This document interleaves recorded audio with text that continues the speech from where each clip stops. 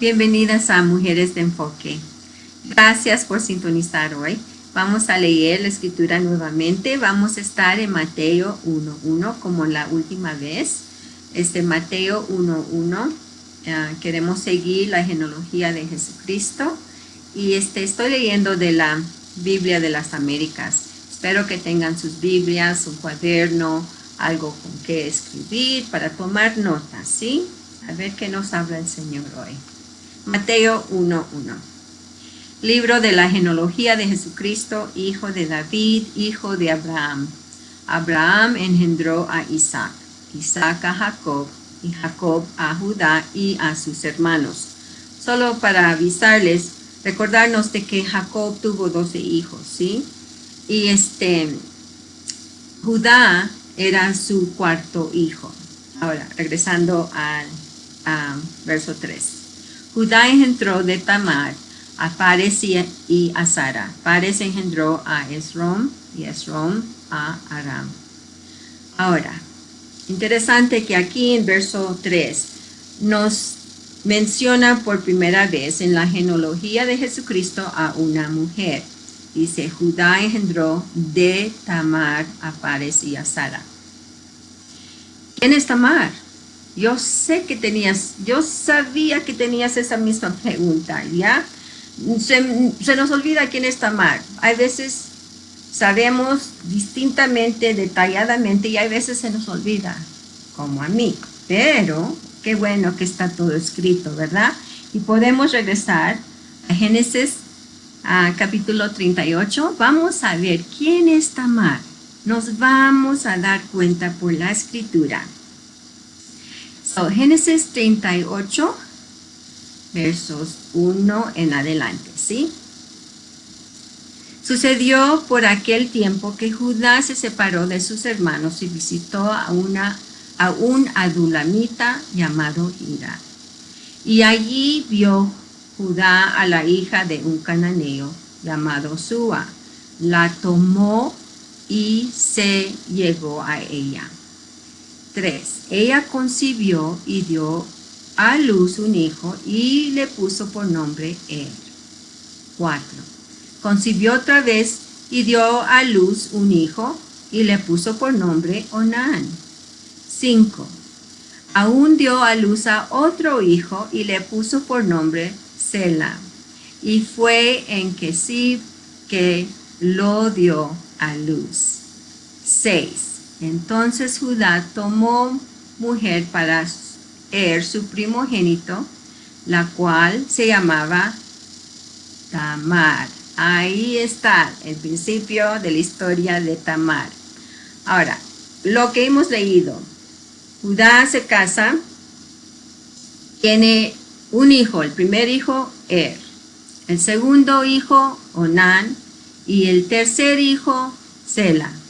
Ahora, mucho tiempo ha pasado entre cada de estos versos, obviamente, porque uno no está embarazada de un verso al otro. Toma 9 meses, en ese entonces tomaba 9 meses y hoy día toma 9 meses para dar a luz, ¿no? Entonces, y allí crecen por lo menos él crece suficiente para tomar una esposa, y Judá le encontró una esposa y se llamaba Tamar. ¿Okay? Ahora, vamos a ver, seguir leyendo aquí en el 7, Génesis 38, 7. Pero primogénito de Judá, era malvado ante los ojos del Señor, y el Señor le quitó la vida. Yo sé, eso me sorprende hasta hoy. Dios es tan justo que cuando no le cae, puede hacer lo que Él quiere. Pues en ese entonces no toleraba nada semejante de lo que se pueda tolerar ahora. Pero aquí otra vez se los voy a leer, ¿verdad? O lean conmigo. Pero primogénito de Judá, era malvado ante los ojos del Señor, y el Señor le quitó la vida. Punto. 8. Entonces Judá dijo a Onán, su segundo hijo: llégate a la mujer de tu hermano y cumple con ella tu deber como cuñado, y levanta descendencia a tu hermano. Verso 9. Yo sé que todo eso suena muy distinto, pero eso era la costumbre. Vamos a ver más adelante. En verso 9. Y Onán sabía que la descendencia no sería suya, y acontecía que cuando se llegaba a la mujer de su hermano, derramaba su semen en tierra para no dar descendencia a su hermano. 10. Pero lo que hacía era malo ante los ojos del Señor. Otra vez. Y también a él le quitó la vida. ¿Ok? Están captando, ¿verdad? Entonces, Dios lo mató. Segundo, Onán, Dios lo mató. Los dos primeros hijos de Judá, ¿ya? El Señor ejecutó a dos hijos. Por iniquidad no especificada. No tenemos el detalle, ni vamos a tratar de adivinar. Es suficiente lo que dice la escritura. Y Onán fue también ejecutado por Dios por rechazo deliberado y rebelde de deber de casarse con la viuda de un pariente llamado matrimonio levirata. Interesante, ¿no? Es la primera vez que yo había entendido esta ley. Entonces, esta fue una distinción bastante dudosa para que la línea de Judá ganara. Pero uno puede obtener más detalles sobre esta ley en Deuteronomio 25, 5 a 10. Ustedes pueden escribir esta referencia y leerlo después. Yo quiero avanzar un poco. Entonces, solo quiero decirles que en Deuteronomio es el único libro donde se encuentra tal legislación, tal ley, ¿no? Y esta ley protegía a los débiles y a las viudas sin hijos. Decía cuando estaba estudiando, decía que era el derecho de viudas tener hijos. Imagínense, era algo muy importante en esta época de que mujeres tuvieran hijos.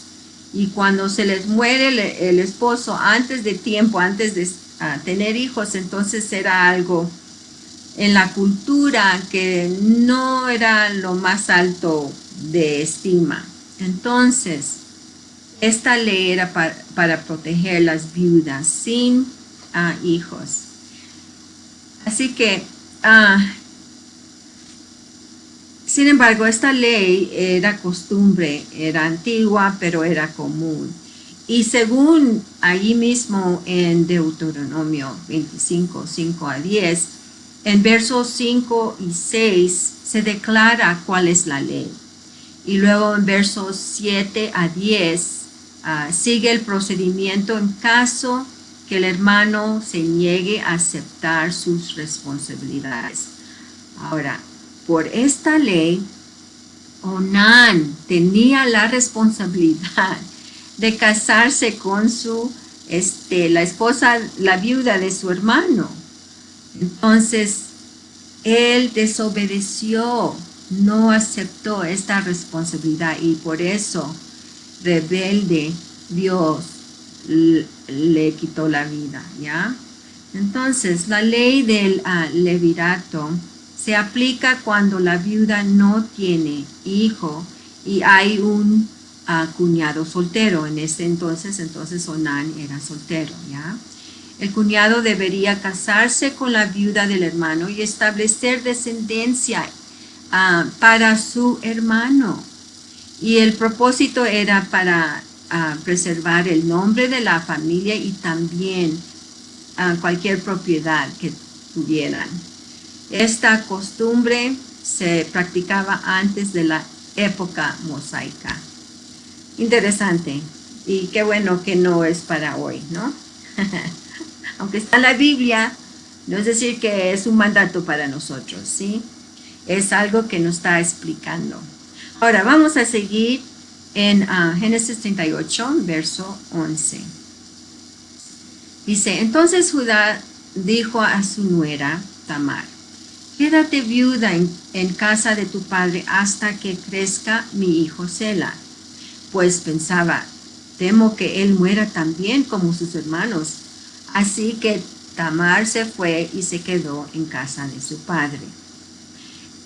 Cuando dice que se quede en la casa de su padre hasta que crezca su hijo Sela, era esta ley, según la ley levirato. La responsabilidad de casarse con Tamar recaería en el tercer hijo de Judá. En este caso era Sela, ¿sí? Ahora, seguimos en verso 12. Pasaron muchos días y murió la hija de Sua, mujer de Judá. Y pasando el duelo, Judá subió a los trasquiladores de sus ovejas en Timnat, él y su amigo Hira Adulamita. En la época de trasquilar, era en la primavera y era una ocasión de tener una fiesta. Y muchas veces era un desfreno de fiesta. Y eso lo puedes ver, eso lo anota estas referencias en 1 Samuel 25:36, 1 Samuel 25:36 y 2 Samuel capítulo 13, 2 Samuel 13, versos 23, 24 y 28. Segunda de Samuel 13, 23, 24 y 28. Y también las presencias de rameras de culto pagano en estas fiestas no sería extraño. Un desenfreno, ¿ya? Un desenfreno de fiesta. Ahora, seguimos en el 13. Dice, y se lo hicieron saber a Tamar, diciéndole, he aquí tu suegro sube a Timnat a trasquilar sus ovejas.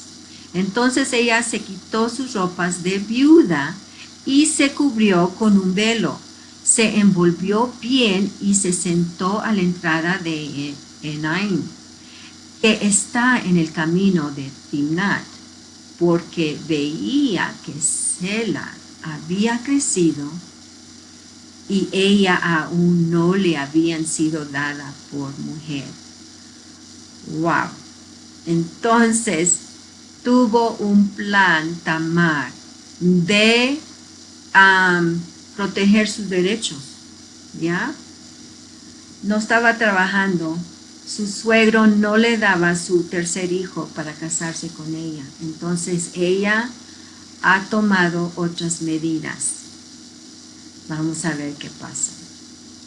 En el 15, cuando la vio Judá, pensó que era una ramera, pues se había cubierto el rostro.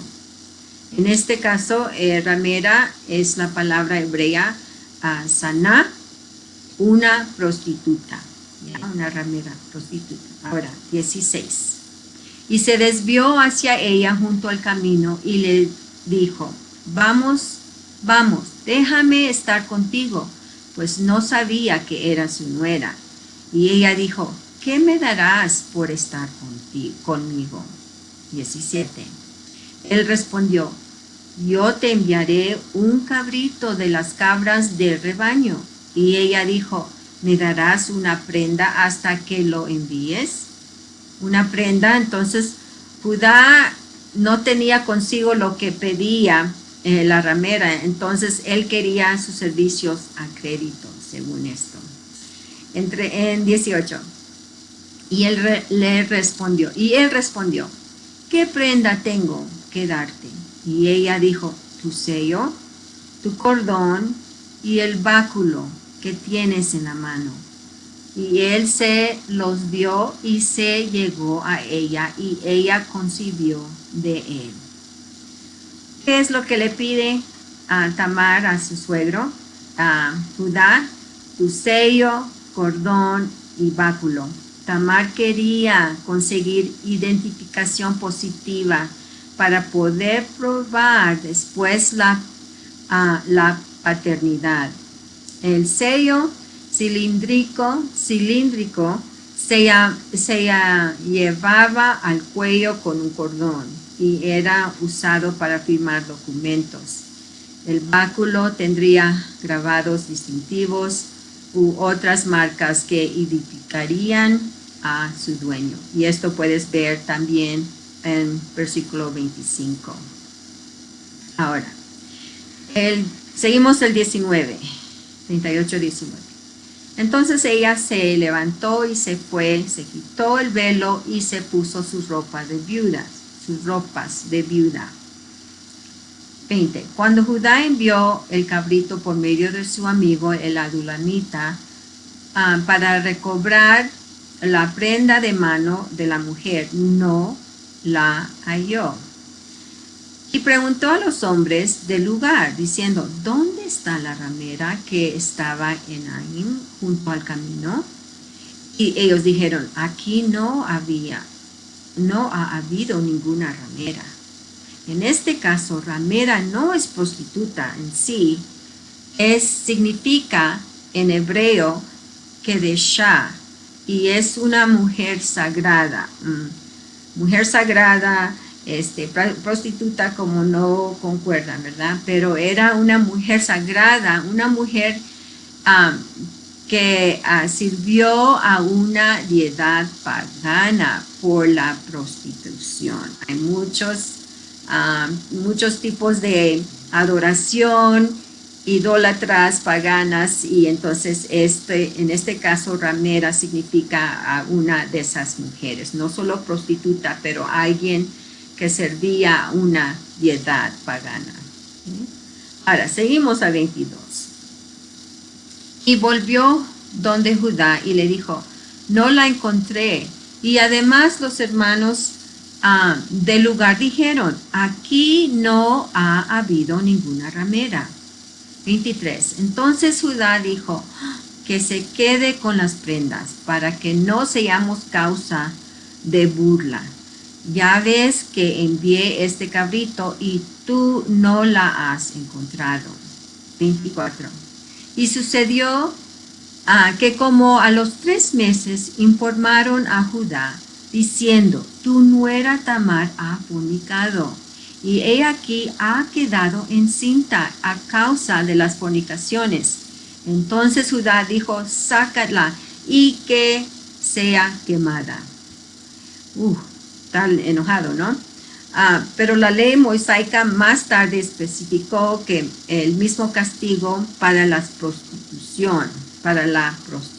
Entonces era el resultado de la fornicación, ¿ya? De quemada. 25. Y aconteció que cuando la sacaban, ella envió a decir a su suegro, del hombre a quien pertenecen estas cosas estoy encinta. Y añadió, te ruego que examines y veas de quién de este sello, este cordón y este báculo. 26. Judá los reconoció y dijo, ella es más justa que yo, por cuanto yo no la di por mujer a mi hijo Sela, y no volvió a tener más relaciones con ella. Ella es más justa que yo.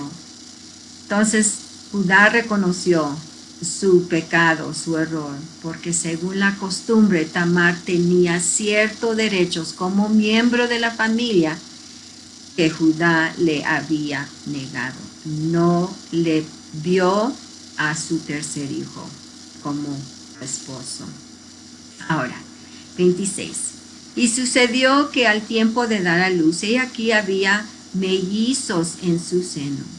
Aconteció además que mientras daba a luz, uno de ellos sacó su mano y la partera la tomó y le ató un hilo escarlata en la mano, diciendo, este salió primero. 29. Pero he aquí, sucedió que cuando él retiró su mano, su hermano salió. Entonces ella dijo, ¿qué brecha te has abierto? Por eso le pusieron por nombre Fares. Fares era el primero de nacer de los gemelos y fueron nacidos de la prostitución y el incesto de Tamar. Sin embargo, entró en la línea mesiánica. Y vamos a ver más en otros estudios que lo mismo pasó, semejante, pasó por Booz y Ruth al rey David. Entonces, lo que significa el nombre Fares es muy apropiado. Significa violación o empujar a través.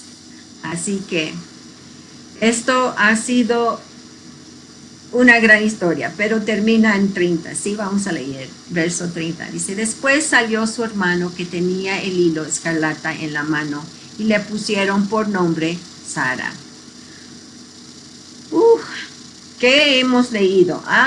Hemos leído tantas cosas. Pero una de las cosas que leímos aquí en Génesis es un relato descriptivo de cómo Judá llegó a ser el padre de Pérez y Sara. Y qué medidas tomó Tamar para tener esa promesa, para que lograra ese derecho que ella tenía de ser madre, siendo viuda.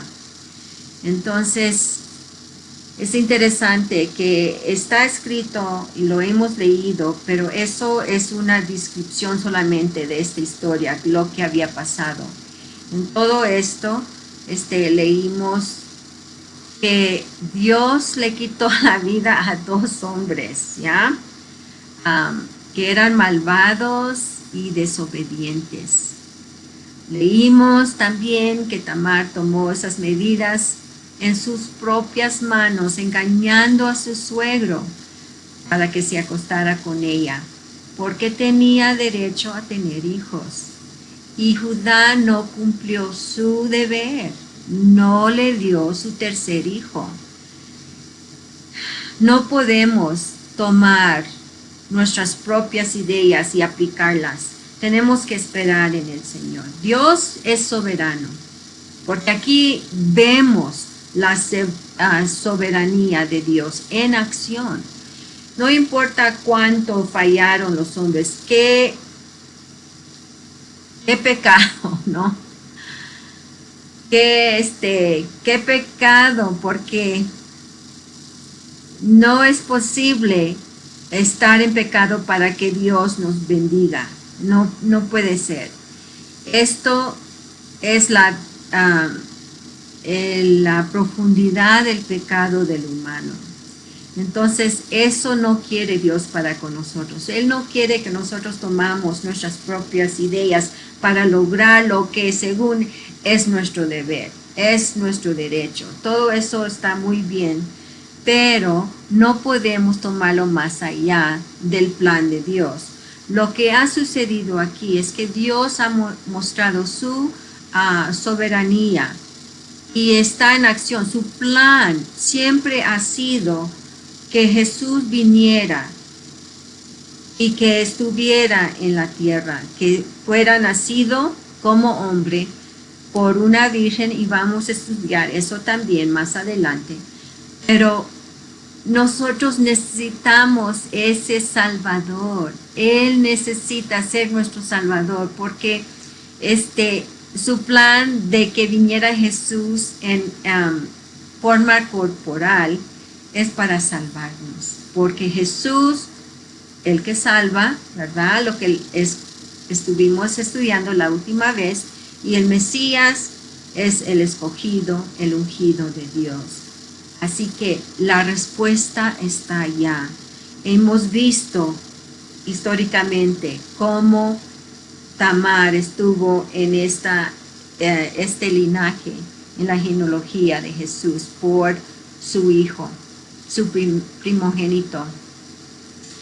Así que necesitamos el rescate de Dios. En cada momento necesitamos depender de Él. Hay que conocer quién es Él. No vamos a pecar y ser uno de ellos que Él le quitó la vida.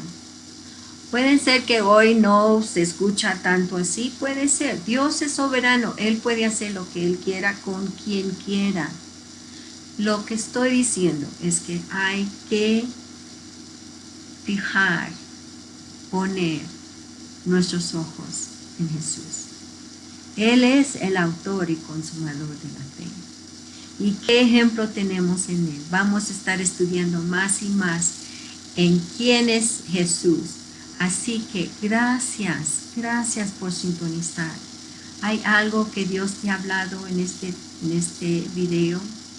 Espero que no seas solamente oidor, pero hacedor de su palabra. Así que es un reto para nosotros hoy en día estar en sus capaces manos, depender de Él en todo, aún en tener hijos cuando no parece que hay posibilidad. Dios tiene un plan, es soberano y gracias a Él está en control de todo. Así que hasta la próxima vez hay que poner nuestros ojos en Jesús.